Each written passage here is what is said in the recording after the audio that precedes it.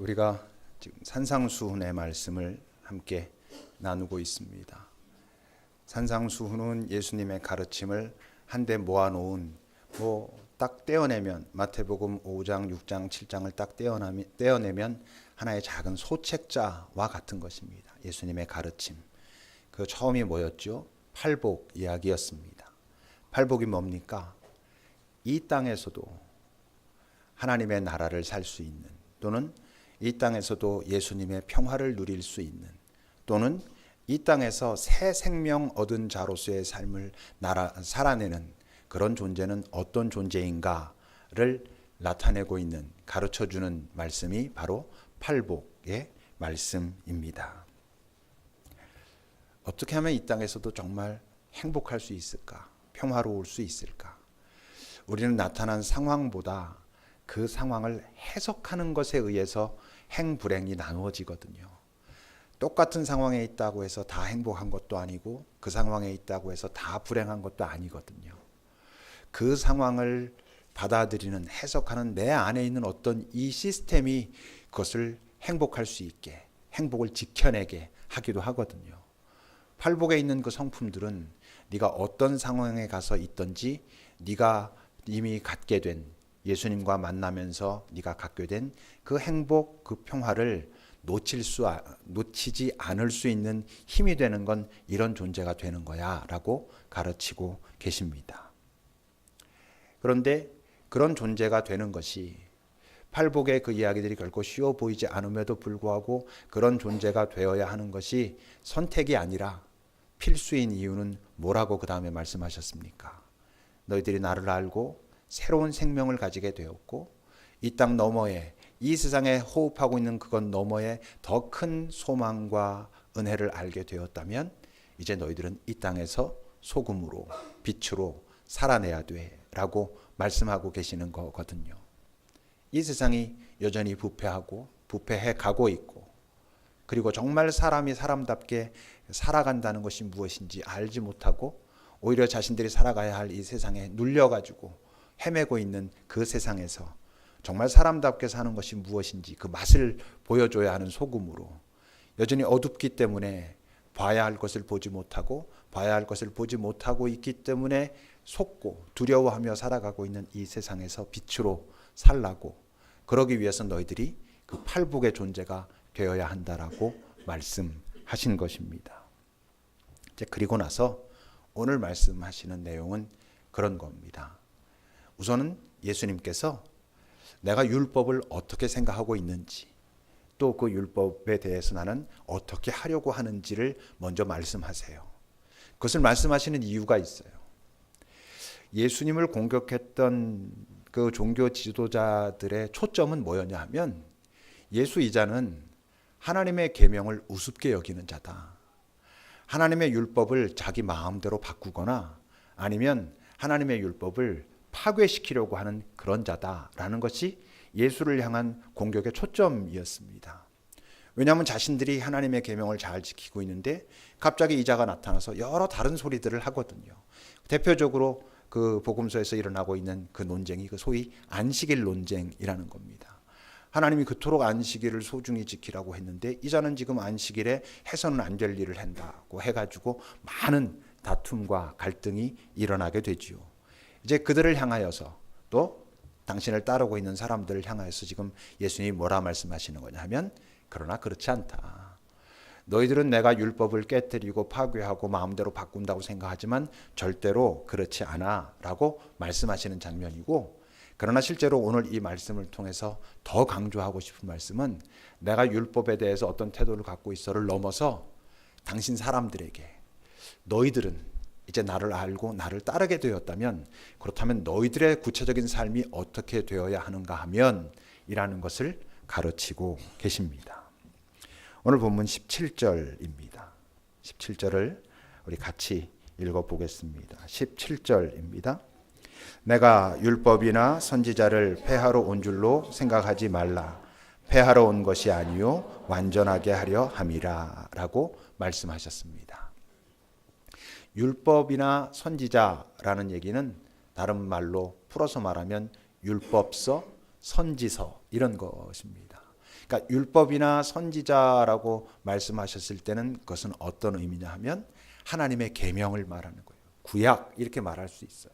다시 말하면 지금까지 종교 지도자들이 그것이 전부라고 생각하고 지켜왔던 그것, 또 바로 그렇기 때문에 지금 그것을 가지고 지금 예수님을 향해서 공격하고 저자는 지금 이 계명을 다 깨뜨리는 거야라고 말하고 있는 그것을 지금 말하고 있는 거예요. 그러니까 내가 절대로 하나님의 계명을 폐한다는 단어는요, 망가뜨리다, 훼손시키다, 아무것도 아닌 것으로 만들다 이런 거예요.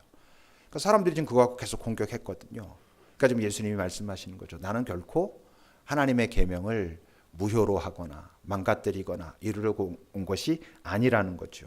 그럼 어떻게 하려고? 완전하게 하려고. 완전하게 한다는 뜻은 성취하다, 수행하다, 완성시키다 이런 뜻이에요. 그러니까 전혀 지금 반대의 말씀을 하신 거죠. 저들은 나에게 그렇게 공격하지만 그렇지 않아. 나는 우리에게 하나님께서 주신 그 계명을 완수하러 왔어. 조금 더 바꾸지 않고 완성하러 내가 이곳에 왔다라고 말씀하시는 거예요. 그러니까 이 말씀 속에는 이미 숨어있는 전제가 하나 있어요. 그게 뭐겠습니까? 지금까지 아무도 이 하나님의 계명을 지켜낸 자가 없었다는 거예요. 완수한 자가 없었다는 거죠. 만약 이미 완수한 자가 있었다면 예수님은 괜히 오신 거죠. 내가 그걸 완성하러 왔어. 그런데 이미 완성한 자가 있으면 뭐 하러 왔습니까? 내가 이미 완성했습니다. 이러면 쓸데없이 오신 거거든요.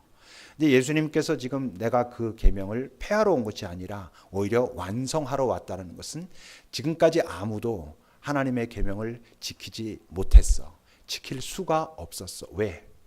하나님의 계명은 하나님께서 창조하신 온전한 인간들이 지켜낼 수 있는 것인데 다 훼손됐으니까 너희들이 아무리 노력해도 사실은 지킬 수 없었어. 그래서 내가 그것을 지키러 온전한 인간으로 이 땅에 왔다라고 말씀하고 계시는 겁니다. 그러니까 어떻게 생각해 보면 그 시대의 지도자들을 좀 디스하는 거라고 말할 수 있어요. 자기네들은 자기네들이 하나님의 계명을 잘 지켜서 하나님께로부터 의롭다고 하나님께서 보실 때 우리는 큰 자야라고 그렇게 스스로 판단하고 있었는데 예수님이 오셔서 아무도 그런 자들이 없었고 그래서 내가 그걸 완성하러 왔다라고 말씀하셨거든요. 19절을 여러분 먼저 보세요. 19절을 보면 그러므로 누구든지 이 계명 중에 지극히 작은 것 하나라도 버리고 또 그같이 사람을 가르치는 자는 천국에서 지극히 작다 일컬음을 받을 것이다 그러셨어요. 누구에게 하는 얘기겠어요? 그 시대의 종교 지도자들. 자기네들이 하나님의 계명이 주어졌지만 자기네들도 그것을 다 그것 그대로 다 지킬 수 없다는 걸 알았기 때문에 나름대로 규례를 정하고 전통을 정하고 뭐 이렇게 깎아내리고 뭐 하고 해가지고는 우리는 지켜 이러고 있었거든요. 그러니까 오히려 그것 가지고 자기네들이 예수님을 공격했는데 거꾸로 예수님이 그렇게 하는 자들은 하나님께서 보실 때 옳지 않아라고 말씀하신다는 거예요. 그렇다면 도대체 예수님은 어떻게 하신다고? 18절입니다. 18절을 한 목소리로 같이 읽어보겠습니다. 진실로 너희에게 이르노니 천지가 없어지기 전에는 율법의 1.1획도 결코 없어지지 아니하고 다 이루리라. 율법의 하나님의 계명에 하나도 흐트러짐 없이 온전하게 이룰 것이다. 내가 라고 말씀하신 거예요. 그럼 도대체 율법을 하나도 어김없이 다 지킨다는 건 뭘까? 그 율법을 완성한다는 건 과연 뭘까? 다시 말하면 그 율법의 핵심, 율법의 정신, 이것을 지켜내는 것이 율법을 완성하는 거야 라고 하는 것은 과연 뭘까? 누가복음 10장 25절을 보십시오. 잘 보세요, 여러분. 어떤 율법 교사가 한 명이 예수님을 찾아왔습니다. 어떤 의도를 가지고 왔다고? 시험하려고.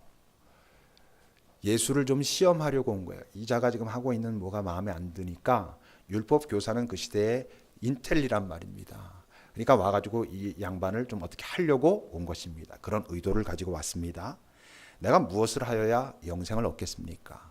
구원을 받겠습니까도 될 수 있고 내가 영원히 살겠습니다 그럴 수도 있고 하나님의 품 안에 안길 수 있겠습니까? 뭐 하여튼 그거 자체는 또 여러 가지 해석이 있을 수 있지만 어쨌건 그렇게 물었습니다. 어떻게 하여야 영생을 얻으리까? 여러분 율법 교사가 그거 가르치는 사람인데 그걸 몰라서 왔겠어요? 아는데 온 거예요. 당신이 도대체 여기에 대해서 뭐라고 말하는지 내가 좀 들어봐야 되겠소 라고 온 거예요. 거기에 대해서 예수님이 말하십니다. 율법에 도대체 뭐라고 기록되어 있냐? 네가 더 잘할 것 아니냐? 그 율법을 너는 어떻게 읽어왔느냐? 다시 말하면 네가 읽은 그 율법 속에서 정말로 영생을 얻으려면 어떻게 해야 한다라고 핵심을 가르치고 있느냐라고 되물으신 거예요. 거기에 대해서 이제 그가 당연히 알고 있고 당당하게 말합니다. 네 마음을 다하여 또 목숨을 다하여 힘을 다하여 뜻을 다하여 주 너의 하나님을 사랑하고 또 네 이웃을 네 자신처럼 사랑하라라고 말씀하신 바로 그것이 모든 율법을 통틀어서 그 율법의 정신, 그 율법의 핵심이라고 말할 수 있습니다라고 말하는 거예요. 그 말 자체가 틀렸겠어요? 맞았겠어요? 맞죠. 맞으니까 예수님이 인정하십니다. 네 대답이 옳다. 맞네. 잘 알고 있구나. 그러면서 뭐라 말씀하십니까? 가서 그렇게 행해라. 그러면 네가 지금 말하는 대로 영생을 얻을 것이다. 그래요. 근데 이 말씀이 네가 가서 열심히 노력해서 꼭 해가지고 그러면 얻을 수 있으니 가서 잘 해야 돼. 알겠지? 꼭 잘 해봐. 이런 말씀이겠어요? 아니에요. 이 말씀에는 어떤 뜻이 있어요? 네가 정확하게 알고 있다. 근데 문제는 네가 가서 정직하게, 겸손하게, 그러나 최선을 다해서 해보면 알게 될 거야. 뭘? 네 힘으로 그걸 할 수 없다는 걸. 이 계명의 핵심을 잘 보면 주체가 누구냐면 나예요. 내가 내 힘을 다하여 목숨을 다하여 뜻을 다하여 정말 열심히 해가지고 하나님을 사랑하고 내 힘을 다해서 내 주변에 있는 모든 사람을 바로 나를 사랑하듯이 사랑하는 것이 하나님의 계명인데 내가 그럴 힘이 없다라는 것을 알라는 거예요. 이 계명을 주신 이유는 너희들이 그것을 행할 수 있는 능력이 없다는 것을, 다시 말하면 그것을 행할 수 없는 존재로 훼손됐다는 것을 알아야 한다는 것을 그래서 주신 것인데 이들은 그걸 자기들 나름대로 똑똑똑똑 바꿔놓고는 우린 지켜. 그러니까 우린 하나님이 보실 때도 의로운 존재야 라고 해왔다는 것이죠. 불가능한 것이에요. 누구만 가능하다고? 그래서 예수님이 이 땅에 온전한 인간으로 오셨다고.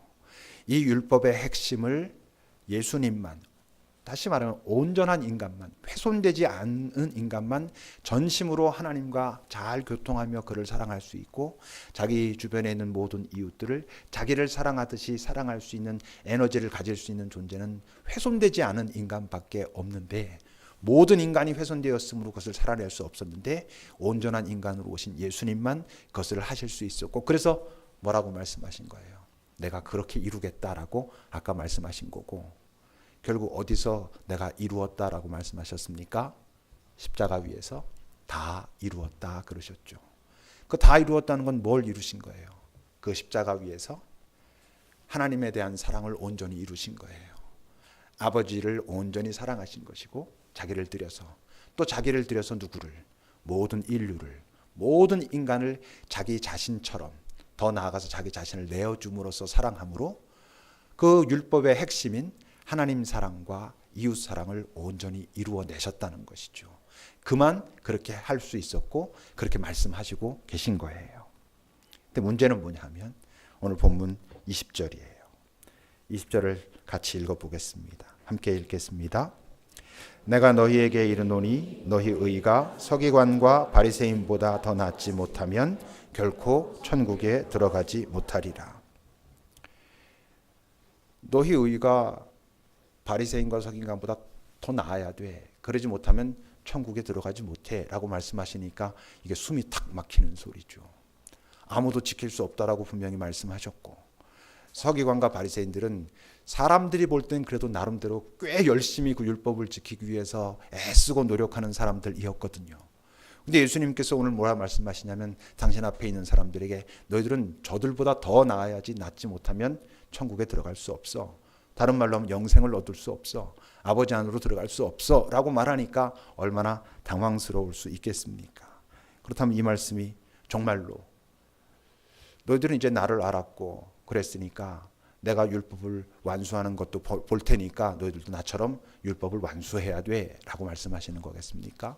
아니면 적어도 너희들이 내 제자인데 저들 지네들 힘으로 저렇게 하겠다고 하는데 최소 쟤네들보다 조금이라도 나아야지 그래도 어떻게 뭐 하나님 나라의 뭐 그 명함이라도 들여밀어 볼 거 아니냐 이런 뜻이겠습니까? 그렇지 않지요. 여기서 우선 지금 너희 의가 바리새인과 서기관보다 더 나아야 된다라고 말씀하실 때 너희가 누구예요? 예수님을 지금 따르고 있는 자들. 정도의 차이는 있겠지만 어쨌건 예수를 믿은 자들. 예수를 믿었다는 건 뭐라고? 당신이 하나님의 아들입니다. 나의 구원자입니다. 나의 주인이십니다. 라고 고백하는 자들에게 지금 말씀하시는 거예요. 그들에게 지금 너희의 의는, 너희의 삶은, 너희의 행위는 저들보다 달라야 돼. 저들과는 다른 어떤 것이 있어야 돼라고 말씀하시는 거거든요. 그럼 도대체 예수를 따르는 자들의 의란 뭘까요? 요한복음 15장 10절입니다. 같이 읽어보겠습니다. 내가 아버지의 계명을 지켜 없어요? 네, 없군요. 고맙습니다. 제가 읽겠습니다. 또 가만히 마음으로 들으면 더 잘 들리지 않겠습니까? 내가 아버지의 계명을 지켜 그의 사랑 안에 거하는 것 같이 너희도 내 계명을 지키면 내 사랑 안에 거하리라. 우리가 잘 알고 있는 말씀이죠. 근데 잘 기억하셔야 돼요. 어떻게 말씀하신 거냐 하면 예수님이 말씀하시는 거예요. 내가 아버지의 계명을 지켜서, 그것은 조금 아까 말씀하신 것과 같죠. 율법과 선지서에 있는 모든 것들, 그 핵심 하나님 사랑과 이웃 사랑을 다 지켜내서 그 아버지의 사랑 안에 내가 들어가는 것 같이 너희는, 근데 뭐라고 말씀하셨냐면 내 계명을 지켜서 내 사랑 안에 거하라 이렇게 말씀하셨어요. 어떻게 보면 이 양반이 이제 좀 위치를 좀 확보하려고 하시나 뭐 이렇게 생각할 수도 있는 거잖아요. 근데 그게 무슨 뜻일까? 처음 시작할 때부터 우리가 나눈 것처럼 아버지의 계명을 온전히 지켜낼 수 있는 존재는 예수님, 온전한 인간 그분밖에 없어요. 그분은 그 아버지의 계명을 지켜서 그래 아버지랑 온전한 사랑의 관계를 여전히 유지하고 계신 것이죠. 그렇다면 내 계명이란, 예수님의 계명이란 과연 뭘까? 그 15장 12절에 보면요, 내 계명에 대해서 예수님이 설명하셨어요. 뭐라고 하셨습니까?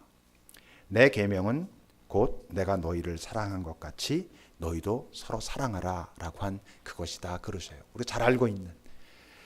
그러니까 여러분 복음서를 잘 보면요, 계명은 두 종류의 계명이 있어요. 하나는 큰 계명, 첫째 되고 큰 계명이 무엇입니까? 라고 하는 얘기가 나와요. 그 얘기가 나오면 항상 그 큰 계명은 뭐라고? 하나님 사랑과 이웃 사랑이 큰 계명이에요. 예수님이 말씀하시는 내 계명, 그건 다른 말로 하면 새 계명. 새 계명은 뭐라고? 서로 사랑하라. 내가 너희를 사랑한 것 같이 너희도 서로 사랑하라 라고 하는 그것이 새 계명이에요. 언뜻 보면 이게 다른 거예요. 그럼 하나님 걸 따라가야 되나 예수님 걸 따라가야 되나 그럴 수 있지만 실제로는 같은 거예요. 왜 같을까요? 뭐 큰 계명이 뭔지는 이미 아니까. 새 계명은 서로 사랑하라. 내가 너희 사랑한 것 같이 서로 사랑하라 그런 거잖아요. 어떤 사람이 그걸 할 수 있다고? 먼저 예수님의 사랑을 받은 자들이. 사랑을 받고는 내가 이런 존재일 때 그분이 나를 사랑하셨고 기다리셨고 참으셨고 키우셨고 그래서 나 여기까지 오게 하셨습니다. 나도 당신을 이제 사랑합니다. 해서 내가 지금 예수님과 서로 사랑의 관계에 들어간 거잖아요. 그러니까 그 서로 사랑의 계명을 받는 자들은 어떤 자들이냐면 이젠 예수님을 사랑하게 된 자들이에요. 예수님을 사랑하게 됐다는 것은 예수님을 이 땅에 보내신 하나님 아버지를 사랑하게 됐다는 것과 같아요. 그러니까 서로 사랑의 출발은 그 큰 계명에서 말하는 하나님을 사랑하는 것을 담고 있어요. 그리고 이제 어떻게 한다고? 자기의 삶의 자리에서 사람들과 사랑을 시작해요. 서로 사랑은 어떻게 하는 거라 그랬어요? 먼저 사랑하고 대상을 가리지 않고 사랑하고 끝까지 사랑하는 거라 했잖아요. 그게 바로 뭐예요? 이웃을 내 몸처럼 사랑하는 거예요. 대상을 가리지 않고 최선을 다해서 그가 예수님께로부터 받은 그 사랑이 그에게 흘러가서 그도 그 사랑을 알고 나와 사랑의 관계에 들어갈 때까지 사랑하는 거니까 정말 온전히 이웃을 사랑하는 거예요. 그러니까 서로 사랑은 큰 계명과 다르지 않아요. 근데 아버지의 계명과 예수님의 계명에 중요한 차이가 하나 있어요. 이스라엘 백성들은 그거를 지키지 않으면 안 됐어요. 너희들이 나의 백성이라면 이걸 지켜야 돼 그랬어요. 그들은 그래서 안 지키면 안 되니까 지켰어요. 그것을 지켜야지만 하나님의 백성으로 남을 수 있다는 것 때문에 지켰어요. 근데 그들도 알았어요. 그 하나님의 계명을 다 지킬 수가 없어. 다 지킬 수가 없으니까 매일 어떻게 했다고? 속죄제를 드렸어요. 동물을 잡아서 피를 내고 하나님께 가서 잘못했습니다, 용서하옵소서 하고는 나오면서 그걸 포함해서 그들은 자신들이 의롭다 했어요. 우리의 죄를 하나님 앞에서 해결했으므로 우리는 여전히 의로울 수 있다. 그래서 자기네들 의롭다고 하고 다녔던 거예요. 의롭지 못한 사람들은 죄를 져도 속할 수가 없었기 때문에 여전히 죄인이었다고 했죠. 이들이 죄인이 아니라는 거예요. 그래서 그렇게 믿어왔어요. 그러니까 자기네들 힘으로 뭔가를 막 한다고 생각했어요. 그러니까 그들이 그 큰 계명, 그것을 지킬 때의 그 동력은 뭐냐면 두려움이에요. 안 지키면 안 되는 거예요. 하나님께로부터 쉽게 말하면 벌을 받는 거예요. 징계를 받을까 봐 그것을 지켜야만 했어요. 근데 결론은 하나님 사랑과 이웃 사랑으로 똑같지만 서로 사랑의 출발점은 달라요. 서로 사랑의 출발점은 뭐예요? 그의 사랑을 받은 자가 시작하는 거예요. 그래서 감사의 에너지를 가지고 하는 거예요. 큰 계명을 지키는 동력이 두려움이라면 서로 사랑의 그 새 계명의 그 계명을 지키는 동력은 감사인 거예요. 사랑받은 자가 드리는 거예요. 여러분, 사랑받은 자에게 나타나는, 사랑을 자각했을 때 나타나는 게 감사예요. 그 감사로 그 일을 실행하기 시작하는 거예요. 두려움은 뭐 여러 가지 이야기를 할 수 있지만 결국 모든 두려움은 애정 결핍이에요. 여러분, 요한 1서를 한번 보십시오. 요한 1서 4장 18절과 19절을 보세요. 함께 18절 먼저 읽어봅시다. 시작. 사랑 안에 두려움이 없고 온전한 사랑이 두려움을 내쫓나니 두려움에는 형벌이 있음이라. 두려워하는 자는 사랑 안에서 온전히 이루지 못하였느니라. 네, 분명히 말씀하죠. 사랑 안에는 두려움이 없다. 온전한 사랑은 두려움을 내쫓기 때문에 정말 사랑받고 있다고 하는 안정감이 확실한 자에게는 두려움이 없다는 거예요. 두려움 자체가 이미 형벌이에요. 사랑이 없는 상태이기 때문에 그래요. 근데 19절에서 뭐라 그랬어요? 우리가 사랑할 수 있는 이유는 무엇 때문이라고? 그가 먼저 우리를 사랑하셨고 그것을 깨달았기 때문에 그를 사랑하게 되어서 그와 서로 사랑하는 관계가 되었고 그 관계 속에서 그가 내게 원하시는 그 삶을 살기 시작할 수 있다는 거예요. 오랜만에 영화를 하나 봤어요. 우리들이라고 하는 영화, 혹시 보신 분도 있을지 모르겠어요. 독립영화고요. 최수진 영화도 그런 영화 하나 뭐 하고 싶어 하죠. 최수진 형제보다 나이는 좀 더 어려요. 근데 뭐 되게 천재라고 이야기 듣는 친구래요. 우리들, 주로 애들이 초등학생 애들이 나와서 그 아이들 어떤 그 관계 이야기예요. 인생의 제일 큰 스트레스가 관계잖아요. 어떤 일 때문에 우리가 되게 스트레스 받는 것 같아도요, 잘 보면 그 일에 얽힌 관계들 때문에 더 스트레스를 받고 있는 거예요. 아주 특별한 아주 큰 어떤 일 아닌 다음엔 대부분 그 일 속에 얽혀 있는 관계들 때문에 다들 힘들어하죠. 그 아이들 속에서도 얼마나 그런 게 많아요. 서로 왕따를 시키고 이렇게 편이 됐다가 이렇게 친구를 맺었다가 뭐 막 이제 그러는 얘기들이에요. 거기 나오는 애들뿐만이 아니에요. 거기 어른들도 나오는데 어른들도 그 관계 때문에 다 힘들어하고 어려워하고 긴장하고 두려워하고 이러고 있는 거죠. 그 관계들을 가만히 보고 있으면 좋은 관계일 때 맺었던 어떤 그 비밀스러운 일들이 있어요. 좋은 관계이기 때문에 가지고 있었던 그 공유했던 비밀들이 그 관계가 깨지고 나면 그 상대방을 가장 아프게 할 수 있는 아주 악랄한 도구들로 변하고 막 이러는 거죠. 서로 좋을 때는 그것 때문에 자기네들이 더 견고한 줄 알았는데 그 관계가 깨지면 그거 가지고 정말 그를 아프게 하고 망가뜨리고 막 이럴 수 있는 거예요. 그것 때문에 다들 막 힘들어하고 있는 막 그런 속에 있어요. 근데 그 영화 속엔 독특한 인물이 하나 등장해요. 그 여자 주인공의 남자 동생 아이예요. 아직 초등학교도 가지 않은 모습으로 나타나죠. 여자 주인공의 남자 동생인데 그 남자 동생 아이가 실제로 그 영화 전체의 메신저라고 말할 수 있는 아이예요. 걔는 그 영화 내내 여기저기다 이렇게 항상 그 밴드를 붙이고 나와요. 왜냐하면 친구에게 항상 좀 이렇게 주로 맞는 입장이에요. 여기 상처 저기 상처 나서 엄마가 보고 이제 속상해가지고 너 왜 맨날 맞고 다니냐, 너 좀 가서 때리지 뭐 이러고. 그런데도 보면 영화 내내 그 아이는 자기 엄마와 자기 누나한테 참 깊은 사랑을 받고 있어요. 그런데 이제 어느 날 그 누나가 그 관계 때문에 이제 엄청 힘들고 막 아프고 막 지쳐가지고, 영화의 거의 후반부예요. 이렇게 앉아 있는데 동생이 그 테이블 앞에 앉아 있었어요. 역시 이렇게 눈이 밤탱이가 돼가지고 이렇게 하고, 근데도 막 해볼 쭉 하면서 있어요. 누나가 지금 그런 여러 관계들, 사람들 때문에 막 짜증이 나 있는 상태잖아요. 그리고 자기 동생이 맨날 그 아이한테 좀 맞고 다닌다는 거 아니까 이제 짜증을 내면서 말이야. 너 이제 걔랑 놀지 말라고. 너 왜 맨날 맞고 다니냐고 그래요. 그러니까 그 녀석이 그래요. 나도 때렸어. 그래요. 그래서 너도 때렸어. 그래서 어떻게 됐어? 그래서 이렇게 됐어. 또 맞은 거예요. 그래서 어떻게 됐어? 이제 더 막 이게 막 올라오는 거, 전이가 이제 불타서 어떻게 됐어? 그랬는데 이 녀석이 생뚱맞게 그냥 놀았어. 그래요. 그러니까 이제 더 화가 나잖아요. 그렇게 하고 그냥 놀면 어떡하냐고. 너도 때려야지.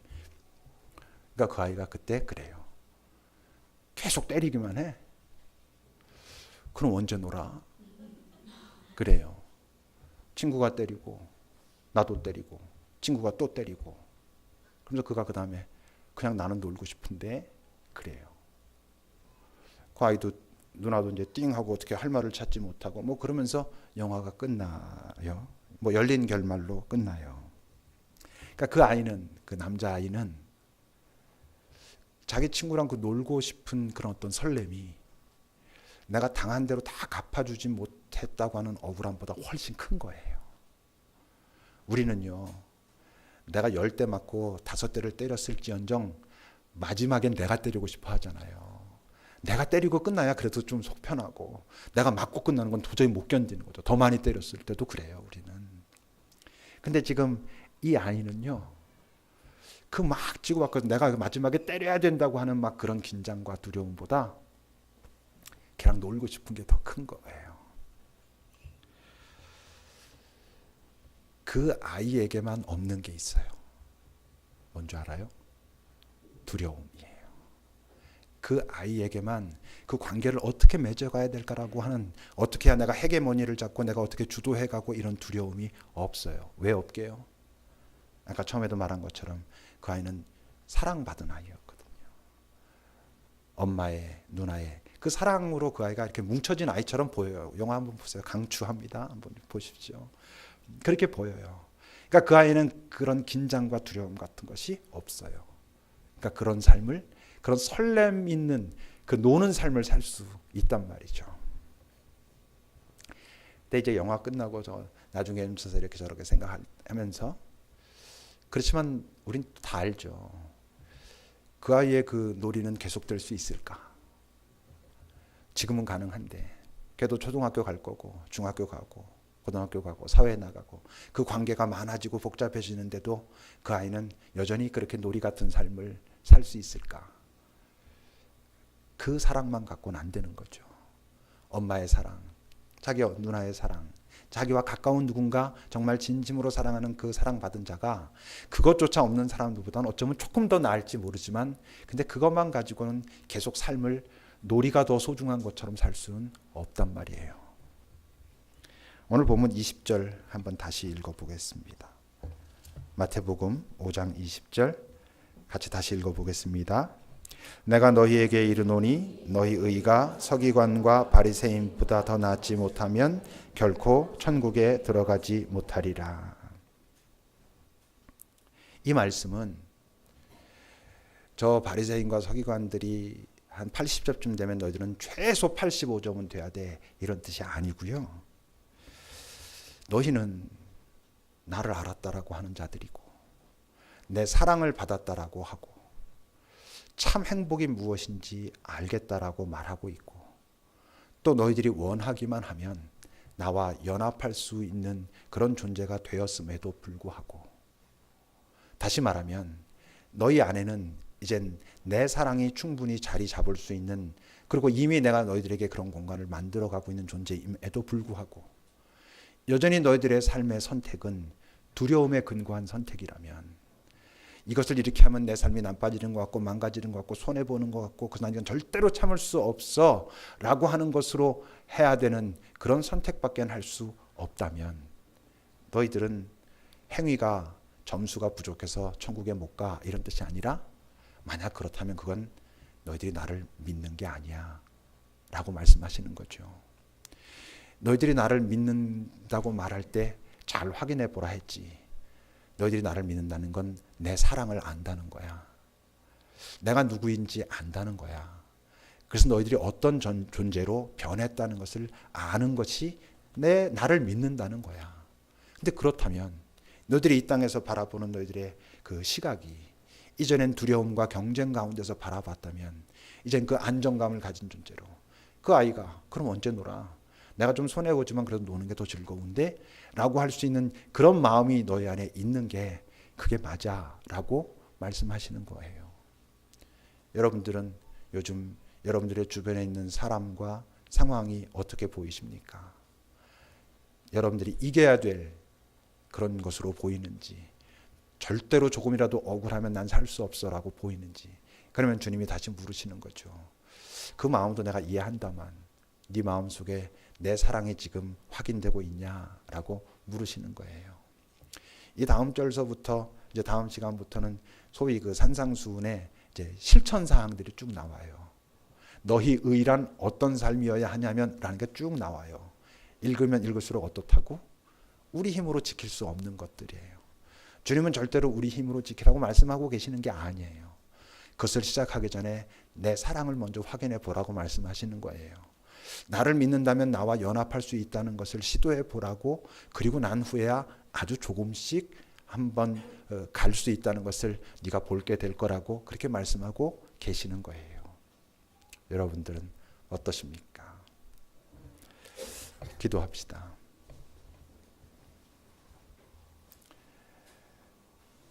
지금 내 안엔 주님의 사랑이 있는지 아니면 두려움이 있는지, 그건 뭘 보고 알아요? 내 주변에 있는 사람과 상황이 내게 지금 어떻게 보이는지, 함께 놀아야 할 친구로 보이는지, 아니면 내가 주도권을 잡고 어떻게든 내 뜻대로, 그리고 내가 이겨내야 할 그런 경쟁자로 보이는지, 주님이 오늘 우리의 마음속에서 함께 있자라고 말씀하셔요.